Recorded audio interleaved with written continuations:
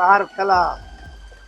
এই মেঘ, এই বৃষ্টি, কিছুক্ষণ পর রোদ।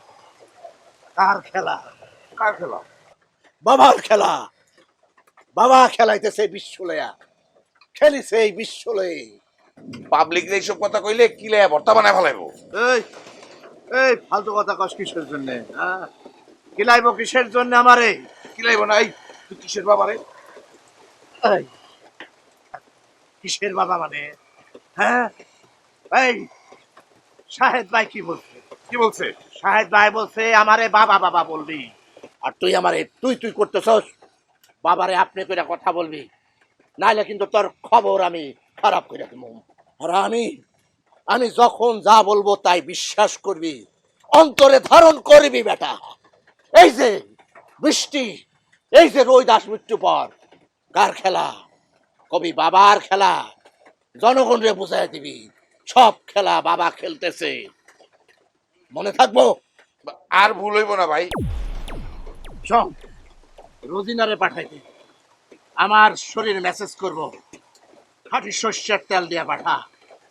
যা, আমি আমি আমি এই বৃষ্টিতে স্নান করব। যা যা, যাইতেছি। সব আমার খেলা, সব আমার খেলা। ইমরান ভাই, গ্রামের অবস্থা কি দেখছেন ভাই? ওই যে ভণ্ড বাবারা কি শুরু করছে দেখছেন?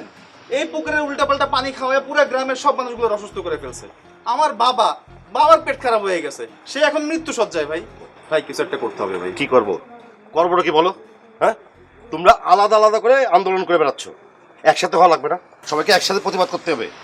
এখন ভাই করবো কি বলেন না ভাই, কি করতে হবে কি সেটা বলেন। কি আর করবো?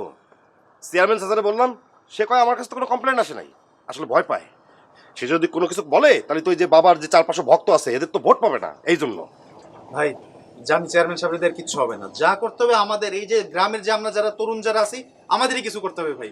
আমাদেরই করতে হবে, আমাদেরকে এক হইতে হবে। এই যে তোমার যা বন্ধু বান্ধব আছে, তোমার বন্ধু বান্ধব সবাইকে ডাকো, ডেকে একসাথে হই, একসাথে হয়ে মনে করো যে প্রতিবাদটা করি।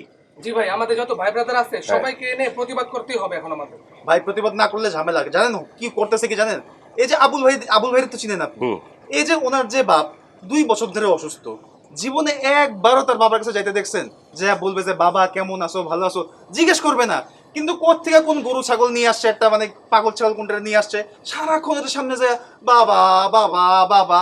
আর ওদের একটা চামচা আছে সারাদিন গান গায়, যত খুশি করো মেসেজ বাবা। এগুলা কোনো গান? মানে এই গানের জন্য আমাদের গ্রামের অন্য ইয়াং ছেলেপেলেরা ঘরে বসে পড়তে পারে না ভাই। আরে সবগুলো ভন্ড একসাথে হয়েছে তো। আমার তো শরীফুল আলম শাহেদের সন্দেহ হয়।